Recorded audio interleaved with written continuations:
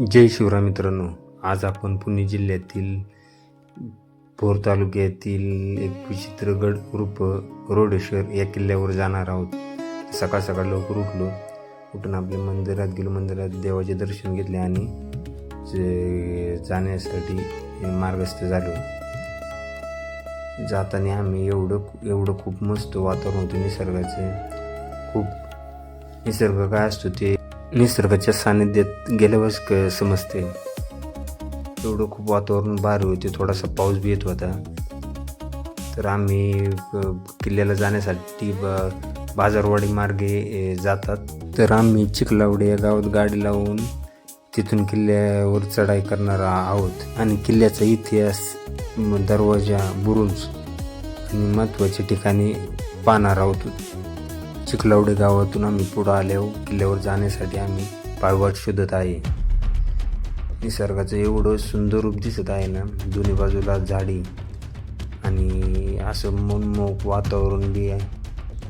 आता आम्हाला पायवाट सापडले आहे. तर आम्ही आमच्या सोबत चिखलावडे गावातून एक डॉग पण आमच्या सोबत आला आहे. तर आम्ही आता किल्ल्यावर चढाई करत आहे.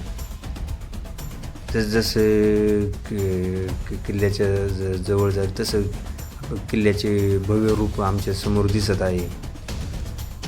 पावसाळा असल्यामुळे या पायवाटेने कोण जात नाही.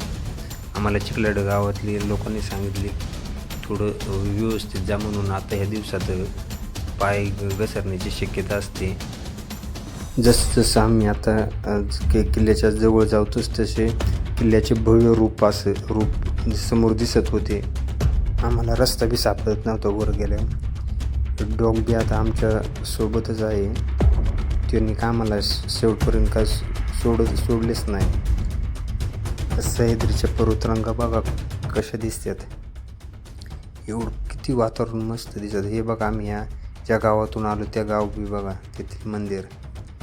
किती निसर्गरम्य वातावरण दिसत आहे. सगळीकडे झाडे झुडपे हिरवगार. हे बघा आता बुरुजाच्या जवळून आता आम्हाला जायचे आहे. एवढं मस्त वातावरण होते ना खूप. थोडा पाऊस बी येत होता. ते वर थोडं आले ते आम्हाला सपाटीला वर आल्यावर आम्हाला थोडं बरं वाटलं. किल्ल्याचा आता हा पहिला दरवाजा आहे. हा गणेश दरवाजा आहे बघा.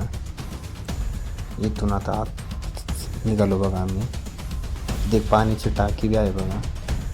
इथे चांगली उन्हाळ्यात बी पाणी असते या टाकीत. खूप मोठी टाकी आहे बघा ही पाण्याची. तर आता हा बघा पुढं आता हे दुसरा दरवाजा लागला बघा किल्ल्याचा.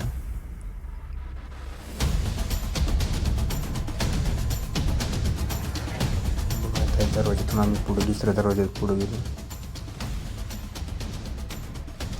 तर आता इथे एक आम्हाला बुरुज लागलं बघा, पत्ते बुरुज म्हणून. इथून बघा या बुरुजावरून शत्रुलाचे देखरेख होत असे. सगळा आजूबाजूचा परिसर बी या बुरुजापासून दिसत आहे बघा.